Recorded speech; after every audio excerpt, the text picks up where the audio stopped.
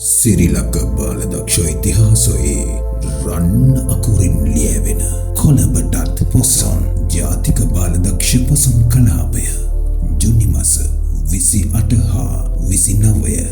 ඉතින් ශ්‍රී ලංකා බාලදක්ෂ සංගමයේ පොසොන් කලාපය 28 සහ 29 පැවැත්වෙනවා. ඉතින් ලක්ෂයක් විතර බලාපොරොත්තු වෙනවා මහජනතාව පොසොන් කලාපයේ නරඹාවි කියලා. ඉතින් මේ කටයුතු පාර්ශව කිහිපයකින් තමයි සම්බන්ධීකරණය වෙන්නේ.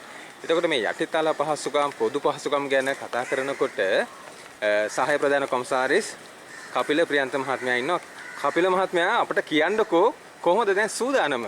ඇත්තටම මේ වර්ෂයේ ක්‍රියාත්මක වන නවීන අත්දැකීමක් බාලදක්ෂයින්ට ජාතික පොසොන් කලාපය මේ වෙන විට ලහිලහියේ සූදානම් වෙමින් පවතිනවා. හෙට දින වන විට අපි සියලු කටයුතු අවසන් කරලා ලක්ෂයකට අධික පිරිසක් අපි බලාපොරොත්තු වෙනවා මේ අවස්ථාවට සහභාගී වෙයි කියලා.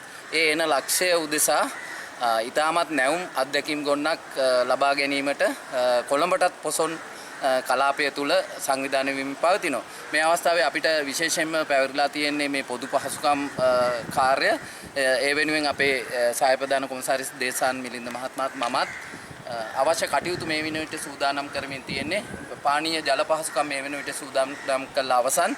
ඊට අමතරව වැසිකිලි පහසුකම් එන ජනතාව සඳහා ඊටත් අමතරව මේ වෙසක් කූඩු ප්‍රදර්ශනය කරන දරුදරියන්ගේ කූඩු තබා ගැනීමට අවශ්‍ය කූඩාරම් සියල්ල සකස් කළ අවසන්.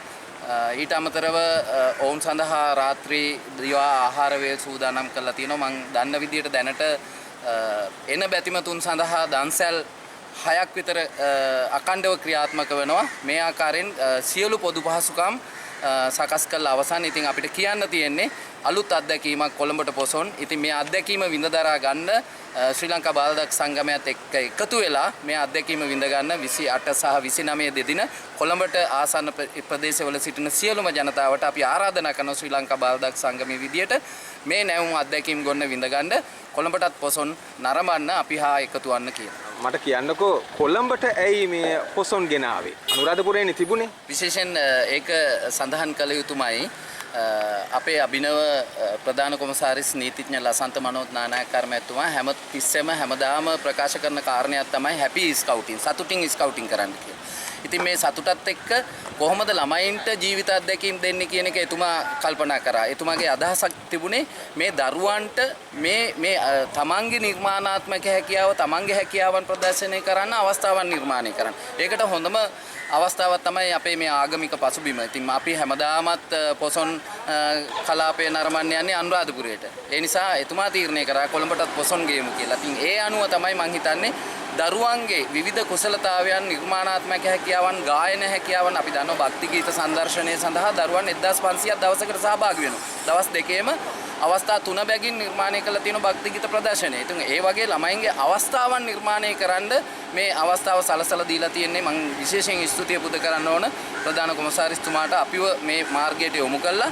නැවුම් අත්දැකීමක් ගන්න දරුවන්ගේ හැකියාවන් ප්‍රදර්ශනය කරන්න අවස්ථාවන් නිර්මාණය කිරීම පිළිබඳව. ඔබ විදුහල්පතිවරයෙක් හිටපු. ඉතින් මේ ආගමික සංහිඳියාවට පොසොන් කලාපයේ වැදගත්කම බොහොම කෙටියෙන් කිව්වොත් ඇත්තටම දැන් මෙතන අපේ බාලදක්ෂ ව්‍යාපාරය ගත්තාම ශ්‍රී ලංකාව ඇතුලේ විවිධ ජාතීන් නිර්මාණය වෙනවා. විවිධ ආගමිකයින් අපිත් එක්ක කටයුතු කරන මේ අයගේ සංවිධානය ඇති කිරීම සඳහා ආගමික වැඩසටහනක් ප්‍රධාන වශයෙන් ජාතික මට්ටමින් මෙතෙක් සංවිධානය වෙලා නැහැ ශ්‍රී ලංකාවේ. ඉතින් මේක ඒ සඳහා තියෙන ඉතාමත් අනගි භවනීය අවස්ථාවක්. ඒ නිසා අපි දන්නවා මෙතන කූඩු හදන දරුවෝ බෞද්ධ ආගමේ දරුවෝ විතරක් නෙවෙයි අනිත් ආගමික කටයුතු වල නියැලෙන දරුවන් සියලු දෙනා ඒකරාශී වෙලා සහෝදරත්වයෙන් තමන්ගේ හැකියාවන් බෙදා හදා ගනිමින් කටයුතු කරනවා. මම හිතන්නේ මේක තමයි ශ්‍රී ලංකා බාලදක්ෂ සංගමේ බලාපොරොත්තු වෙන්නේ. ඒ නිසා ජාතික මට්ටමේ වැඩසටහනක් ආගමික වැඩසටහනක් මේ විදියට නිර්මාණය වෙන්නේ කියන එක සඳහන් කරා. කපිල මහත්මයා ඉන්නේ පළමු වරට ඉදිරිපත් කරන කට්ටහාරේ ජාතක කතාවස්තු රැගත් තොරන් රාජයා අසල. ඉතින් මේ තොරන් රාජයාට අමතරව පොසොන් කලාපය පොහොසත් වෙන්නේ මොන අංගවලින්ද? ඔව් ඇත්තටම පොසොන් කලාපය ඇතුලේ විවිධ ක්‍රියාකාරකම් රාශියක් ක්‍රියාත්මක වෙනවා. එක පැත්තකින් මම අර කලින් සඳහන් කරා වගේ භක්ති ගීත සංදර්ශනයක් තියෙනවා. අනිත් පැත්තෙන් ගත්තාම දරුවන් විසින් නිර්මාණය කරන කූඩු කූඩු 40කට ආසන්න ප්‍රමාණයක් දරුවන් නිර්මාණය කරලා තියෙනවා. ඊට අමතරව රාජ්‍ය හා රාජ්‍ය නොවන සංවිධාන අපිත් එක්ක එකතු වෙලා තියෙනවා. ත්‍රිවිධ හමුදාව, පොලිසිය, බන්ධනාගාර දෙපාර්තමේන්තුව වගේ. ඒගොල්ලොනුත් කූඩු 20කට අධික ප්‍රමාණයක් තියෙනවා. සියල්ල යන්ත්‍රානුසාරින් ක්‍රියාත්මක වෙන කූඩු.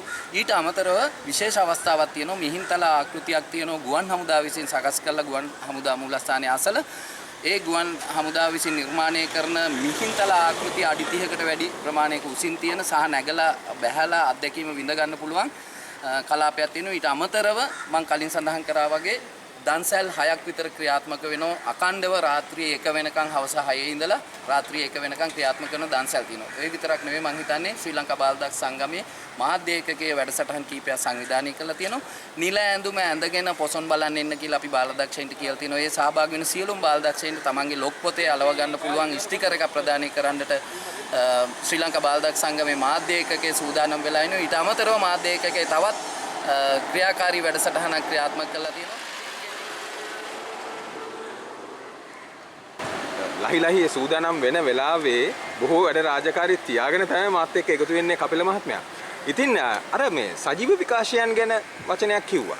ඔව් ප්‍රධාන කොමසාරිස්තුමාගේ අදහසක් තියෙනවා නූතන තාක්ෂණයත් එක්ක මේ දරුවෝ යන්න ඕන කියලා. ඒ නිසා එතුමා අදහස් කරා ශ්‍රී ලංකා බාලදක්ෂ සංගමේ මාධ්‍ය ඒකකය හරහා අපේ බාලදක්ෂයින්ට පුළුවන් මේ අවස්ථාව තමන්ගේ අම්මගේ එහෙම නැත්නම් තාත්තගේ ෆෝන් එක අරගෙන ලයිව් විකාශයක් කරන්න මේ පොසොන් කලාපය Facebook හරහා හෝ YouTube හරහා හෝ තමන් කැමති මාධ්‍යයක් ඔස්සේ හොඳම ලයිව් වැඩසටහන සඳහා ත්‍යාග පිරිනමන්න ශ්‍රී ලංකා බාලදක්ෂ සංගමේ මාධ්‍ය ඒකකයේ සූදානමින් ඉන්නවා. ඉතින් දරුවන්ට විතරක් නෙවෙයි අපි වැඩිහිටියන්ටත් ආරාධනා කරනවා මේ අවස්ථාවට සහභාගී වෙලා ලෝකයේ පුරා සිටින බැතිමතුන්ට විතරක් නෙවෙයි බාලදක්ෂයින්ට සහ ජනතාවට පෙන්වන්න මේ කොළඹට පොසොන් වැඩසටහන ශ්‍රී ලංකා බාලදක්ෂ සංගමයේ ජාතික වැඩසටහන ලෝකයේ පුරා ප්‍රචාරය කරන්න අපිත් එක්ක එකතු වෙන්න.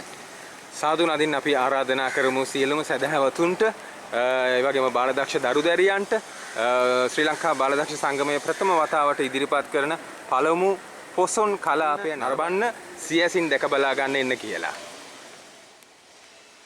ශ්‍රී ලංකා බාලදක්ෂ ඉතිහාසයේ රන් අකුරින් ලියවෙන කොළඹටත් පොසොන් ජාතික බාලදක්ෂ පොසොන් කලාපය ජුනි මාස 28 හා 29